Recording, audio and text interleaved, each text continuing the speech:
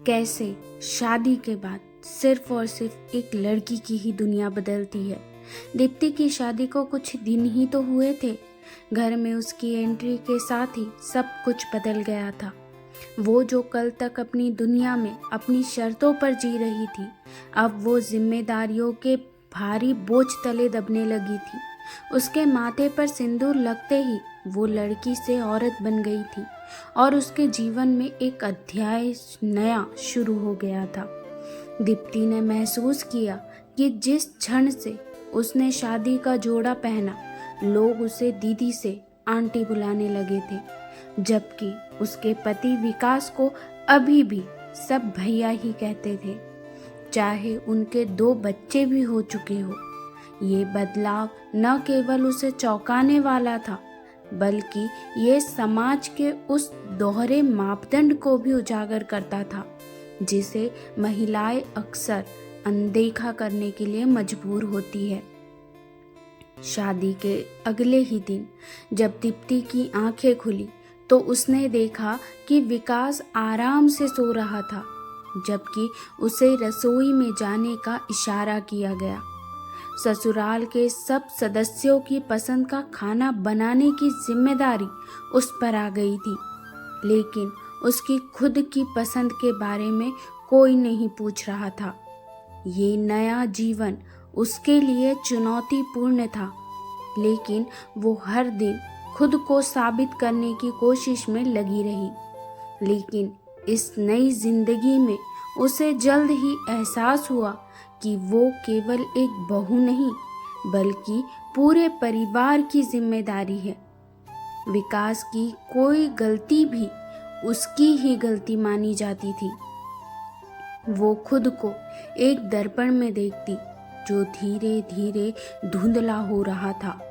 वो सोचती, क्या यही उसकी पहचान थी? क्या उसकी खुशियाँ और इच्छाएं हमेशा से इसी तरह दबती रहेगी? एक दिन जब दीप्ति ने अपने पुराने दोस्तों से मिलने का सोचा और मायके जाने की बात की, तो उसे किसी की इजाज़त की आवश्यकता महसूस हुई। उसे ये देखकर दुख हुआ कि शादी के बाद वो स्वतंत्र नहीं रह गई थी।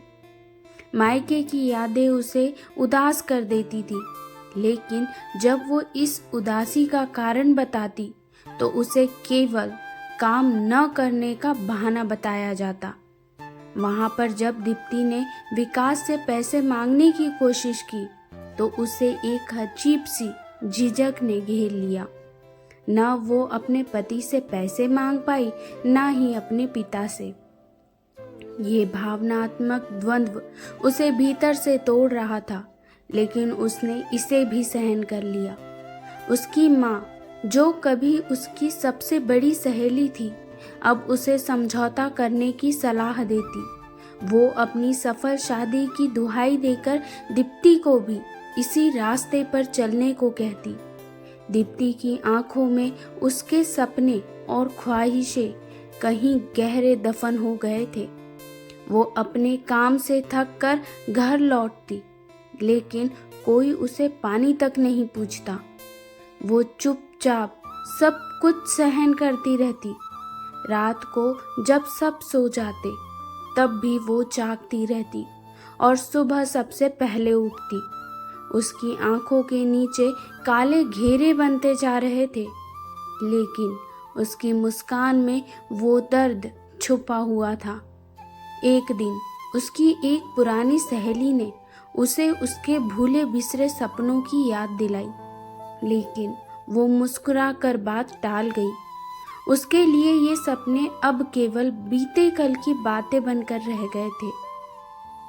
शादी, जिसे कभी मीठे सपनों का नाम दिया जाता है, दीप्ति के लिए एक ऐसी सच्चाई बन गई थी जिसमें उसने अपने अस्तित्व को खोते देखा।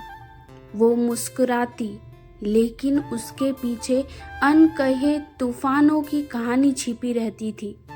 उसके चेहरे की शांति और उसकी हंसी के पीछे का दर्द कोई नहीं समझ सकता था।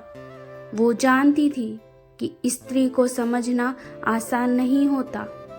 उसकी जगह किसी और को लाकर देखो तो दिन में तारे नजर आ जाएंगे।